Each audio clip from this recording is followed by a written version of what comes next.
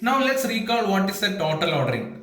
So a relation R defined on the set S is said to be a total ordering relation when the first condition is that the relation R has to be a partial ordering relation.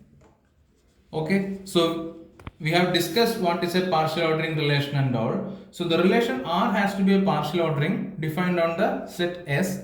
Also, it has to be the case that if you take any two elements A, so for all of the pairs A comma B belonging to the set S, okay, either A should be related to B, okay, either A should be related to B or B should be related to A. In other words, if you take any pairs belonging to the set S, they should be comparable.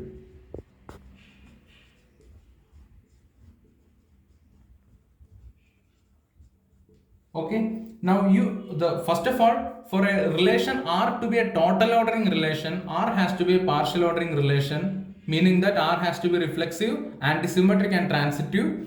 Also, the relation R, which is defined on the set S, you take any two elements A and B belonging to the set S, either A should be related to B or B should be related to A. So that is what means comparable. Okay, two elements A and B are comparable means that when we say two elements A and B are comparable with respect to the relation R, it means that either A is related to B or B is related to A.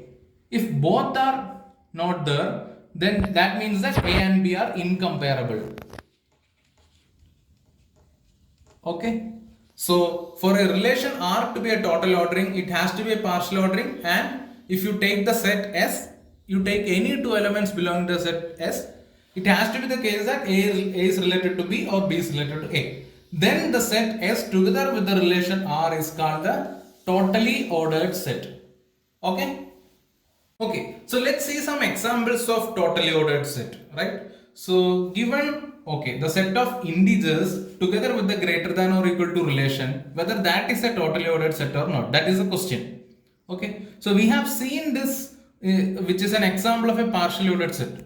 I mean, we have already discussed that set comma greater than or equal to is a partially ordered set, right? We have proved that. Now, okay, so one condition is met, that the greater than or equal to relation is a partial ordering relation, right? That was one condition for the greater than or equal to relation to be a total ordering. This is a partial ordering. Now you consider the set of integers. The set S here is a set of integers, and the relation R is a greater than or equal to relation. Okay, this is the case here. Now you take any two elements A comma B belonging to the set of integers. A is at least B or B is at least A, meaning that you take any two elements belonging to the set of integers, they are comparable, right? So either A is related to B or B is related to A when the relation is greater than or equal to, and the set is a set of integers. So set comma greater than or equal to is a totally ordered set. So this is a totally ordered set. This is an example for a totally ordered set. So now the question is whether the set of positive integers together with the divides relation, whether it is a totally ordered set or not. We have seen that, we have proved that the set of positive integers together with the divides relation, this is a partially ordered set, right? We have proved that. Now the question is whether that is a totally ordered set or not. So obviously the divide, as since we have proved that this is a poset or partially ordered set, the divides relation was a partially ordering relation, right? Was partial ordering relation. So that condition is met. Now you have to observe that whether all pairs of elements belonging to the set of positive integers, whether they are comparable or not.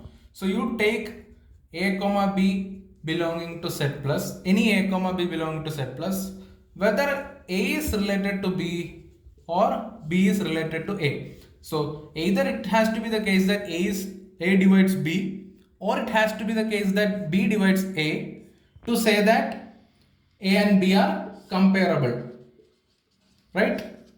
So what do you think? Okay, let's take the elements 2 and 3.